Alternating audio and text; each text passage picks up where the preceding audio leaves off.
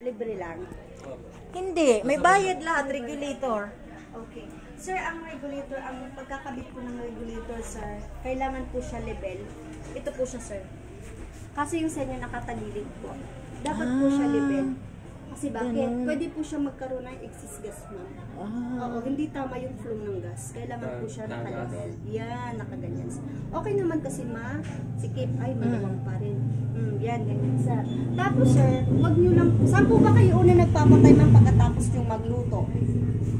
Sila? Saan po kayo una nagpapatay? Burner or...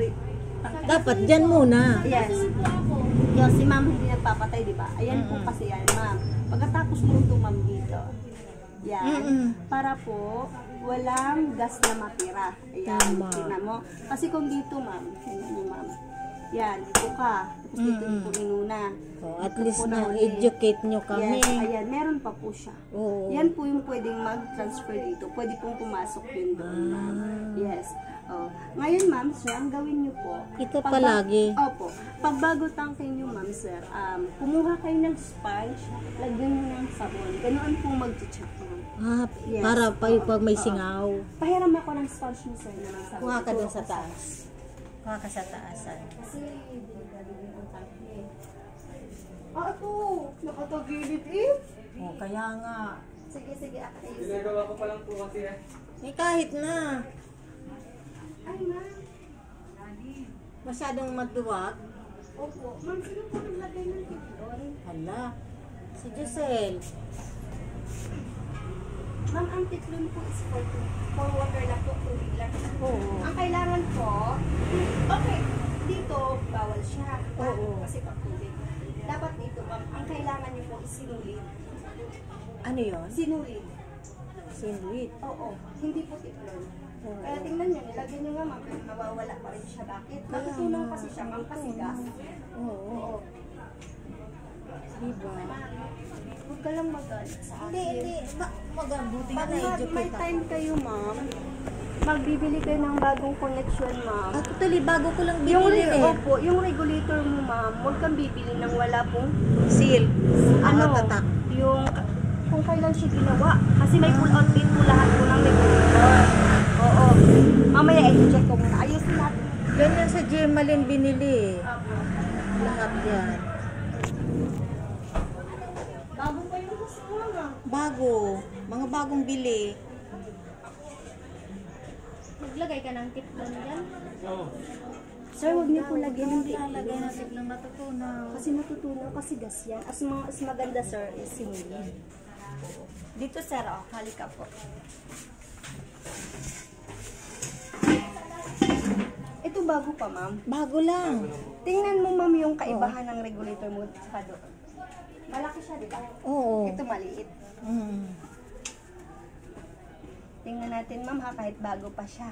Talaga? Yes. Ganito po mag-checking. Dapat tinamihan mo ng sabon, sir. Oo nga.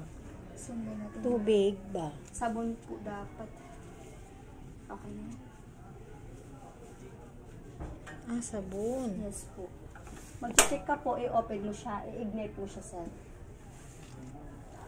Wala pa kayo sabon dyan, ma'am. Kasi Ano yung mga ito na yung lagyan mo sabon. Sabon. Nandun sa lababo. hindi niyo po tinignan yung regulator niyo doon, tsaka dito, ma'am. Hindi. Wala akong alam dyan. Sige lang po. Ngayon Pati ko lang. itong hose libre lang. Hindi. Bayad yan. Lahat. Alam mo, ma'am, kung bumili ka ng bagong connection, dapat hindi yung inano muna ganitong hose. Bakit? Kasama Opo, katagalan kasi ito, nag-loose fitting. Mas maganda po kasi yung hydraulic yung bilhin niyo, ma'am. Hydraulic. Oo. Ayan, sir. May halo din siya. Sa ilalim, siya, goma. Pero sa taas po, plastic. Lulutong din yan, ma'am. Paano yan? Marami palang violation yung mga nagtitinda ng gasol. Hindi naman ang nagtitinda ng gasol, ma'am. Hindi, I mean, yung mga connection. binibilihan namin. Yes, ma'am. Siyempre, ma'am, negosyo is negosyo. Kagaya mo, nag-negosyo ka lang din. Ganun din naman Dapat sila. alamin natin. Kaya nga, ma'am, may legal. kaya nga doon, ma'am, may nag-iikot. Natuturo lang din. Yan, ma'am. Ayan, Kasi sige nga, tangke mo, walang i-video problema. ko nga. Sige po. Basta, Video ma'am, ko. close tangke, i-ignite mo siya. Open siya. Ayan.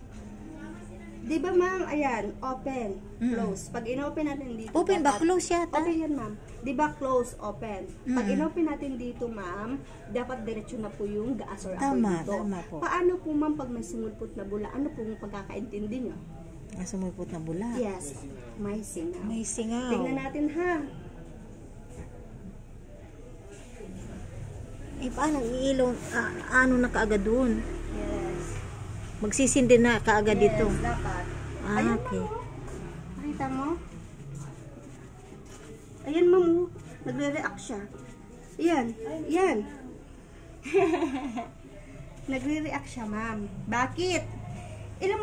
Ilang weeks pa lang to ginagamit. 2 lang araw. Bakit, ma'am? Kahapon at saka ngayon. Yes, ma'am. Wala mang problema kasi nakakaluto bang kayo dito, di ba, ma'am? Ang ano lang po kasi ng regulator no, sobrang liit. Sobrang higpit. Liit. Liit. Bakit? Pang 7 kilos lang naman kasi na regulator yan, ma'am. Ano ba yan? Hindi siya tugma sa tangke mo. 11. Ilang kilo ba to? 11 kilos daw. Oh, 11 kilos. Dapat pa yung pang 11 kg na regulator. Ay, naku, hindi ko alam Kasi yun. wala man nagturo sa iyo, ma'am. Di ba, ma'am? Walang problema, ma'am, kung malakas ka sa tangke. Bakit? May pangbili ka po. Ang problema po, what if mag-transfer yung apoy from the burner to regulator? Ano pong unang gagawin natin? Lalo't masikip kayo dito. Siyempre dito. Patayin talaga Ano pa dyan. po sa'yo? Kuha ka lang po ng tela na basa. Dalawa lang. Okay. Tatlo po ang bawal. Una, bawal po tubig. Baka mataranta po kayo sa buwan nyo ng tubig. Lalo nyo pong tinulungan yung tangke na umapoy. Pangalawa, ma'am, optional po yung basang-basahan kung maliit lang po yung apoy. Pag malaki na kailangan kumot, tatakbo po sa kwarto. Babasain nyo pa po. Mama, antay po ba kayo ng pagsabog ng tangke? Hindi na po, diba? Kasi bakit? Split seconds lang po, boom na po yung tangke. Yung pangatlo, ma'am, sabi nyo patay direct tangke, di ba po? Ma'am, okay lang po, ma'am. Bakit? Kung puno pa po naman ng tangke, di ba sinabi ko sa'yo may hati siya? Ibig sabihin ng hatian, ma'am, lower pressure, upper pressure. Ma'am, pag nabawasan na siya ng 1 to 2 days, ibig sabihin, delikado na yun, ma'am. Bakit? Pwede na po pumasok yung apoy. Yung akala natin na apoy natin, pero hindi na po. Nasa loob na po siya. Yung apoy. Yes. Dapat Pag puno pa. Oo, pero ma'am, ang amabisa, mag-imbak kayo ng buhangin na tuyo. Parang dito, wala pa tayong buhangin. Bibili pa tayong bistay. Yun.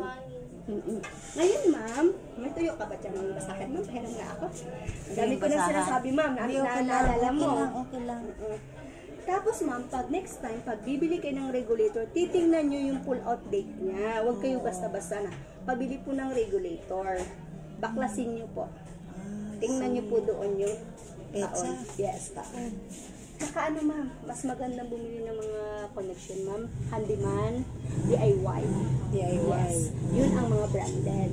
Kasi sa hardware, ma'am, kung anong bibilhin mo, yun lang talaga ibibigay. Oh, ang loob ko, sir. Oh, paano ka ba magkakabit ng regulator? Patagilid.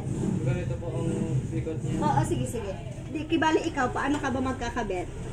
Ituro ko na lang sa'yo, sir, ha, paano magkabit ng Ayan, dito lang. O, ito lang Hindi mo, sir.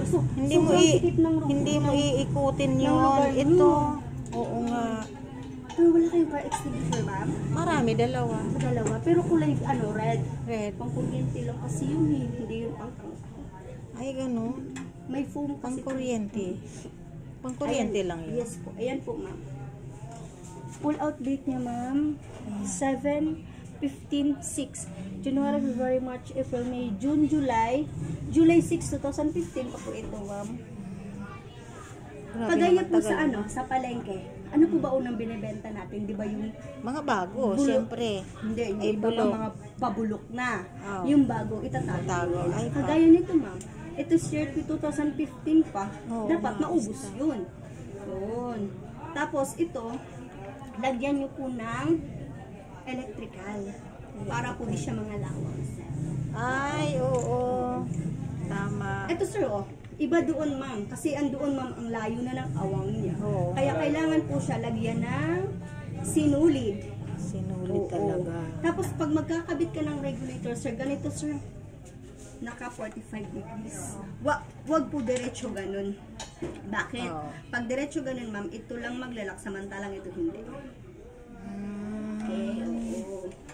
Ito lang ang iikutin, Yes, ma'am. hindi ito, hindi iniikot. Papakita ko po sa inyo, ma'am, kung ano ang gamit po ng regulator, ha?